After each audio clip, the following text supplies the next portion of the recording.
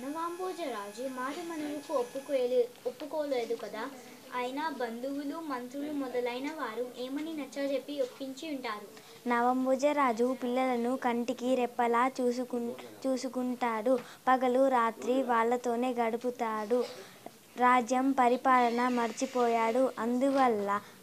అందువల్ల పరిపాలన సరిగ్గా లేక ప్రజలు ఇబ్బంది పడుతున్నారు. రాజుగారు మళ్ళీ పెండ్లి చేసుకుంటే పిల్లలను ఆమె చూసుకుంటుంది. రాజుగారు రాజ్య పరిపాలన చూసుకుంటారు. ఈ ఆలోచనతో బంధువులు, మంత్రులు మొదలైన వారు మానుమానుకు ఒప్పించి ఉంటారు. బాలవృద్ధిరాజు కట్టేశాము విలువిద్య మొదలైన విద్యలు వస్తాయి కదా! మీకు చదువుతో పాటు ఏ ఏ విద్యలు వస్తాయి? అందులో మీకు బాగా ఇష్టమైన విద్య ఏది? మాకు చదువుతో పాటు నృత్యం, చిత్రకళ, సంగీతం, కరాటే, స్విమ్మింగ్ మొదలైన విద్యలు వస్తాయి.